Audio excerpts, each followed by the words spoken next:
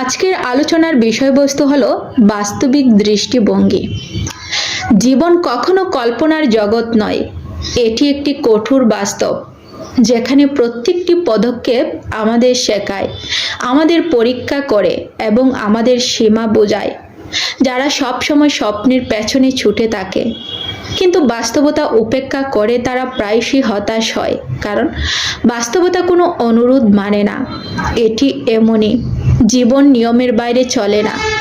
আমাদেরকে আমাদের প্রচেষ্টা, ধৈর্য এবং বুদ্ধিমত্তার সঙ্গে মানিয়ে চলতে হয়। বাস্তববাদী মানুষ জানে সব কিছুই নিয়ন্ত্রণের বাইরে, কিন্তু আমাদের নিয়ন্ত্রণের মধ্যে আছে আমাদের মনোবল, আমাদের পরিশ্রম এবং আমাদের চেষ্টা। জীবনে প্রতিটি সাফল্য আসে কঠোর পরিশ্রম, পরিকল্পনা এবং বাস্তবতার সঙ্গে খাপ খাওয়ানোর মাধ্যমে। কেউ যদি কেবল কল্পনা বা স্বপ্নের পেছনে ছুটে যায়, বাস্তবতা তাকে ফাঁকি দেবে। আর যারা বাস্তবতার সঙ্গে যুক্ত থাকে তারা প্রতিটি সুযোগকে কাজে লাগায় এবং প্রতিটি সমস্যার সমাধান খুঁজে বের করে। জীবনের সত্য হলো সময় অপেক্ষা করে না, আর সবকিছু আমাদের ইচ্ছে মতো হয় না। মানুষ প্রায়ই ভাবেন, আমি কি করতে পারবো বা এটা কি সম্ভব? এই সন্দেহই অনেককে থামিয়ে দেয়।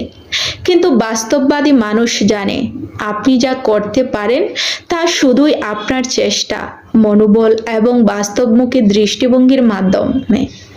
ব্যর্থতা মানেই শেষ নয়, এটি একটি নতুন পাঠ, এটি একটি নতুন অভিজ্ঞতা। প্রতিটি ব্যর্থতা আমাদের আরো শক্তিশালী করে, আমাদের আরো সচেতন করে এবং আমাদের লক্ষ্য অর্জনের পথে আরো দৃঢ় করে তোলে। বাস্তবিক দৃষ্টিভঙ্গি আপনাকে শেখায় নিজেকে ছোট করে না দেখাতে। আমাদের ক্ষমতা সীমিত, কিন্তু চেষ্টা অসীম। আমাদের প্রতিকূলতা আমাদের ভয় দেখাতে পারে, কিন্তু আমাদের কৌশল, আমাদের অধ্যবসায় এবং বাস্তববোধ সেই ভয়কে পরাস্ত করে।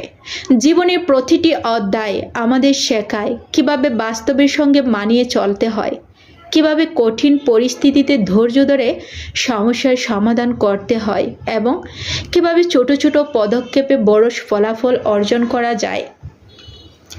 মানুষ জানে যে সাফল্য কল্পনার জগৎ নয়, এটি আসে ধৈর্য, কঠিন পরিশ্রম, অধ্যবসায় এবং নিজের উপর বিশ্বাসের মাধ্যমে।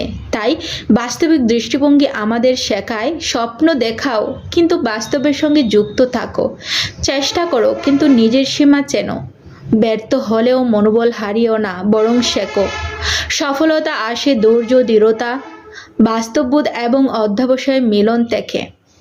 আমার এই ভিডিওটি যদি আপনাদের ভালো লেগে থাকে তাহলে অবশ্যই লাইক, কমেন্ট এবং শেয়ার করবেন এবং আমার পেজটি ভিজিট করে সাথেই থাকবেন।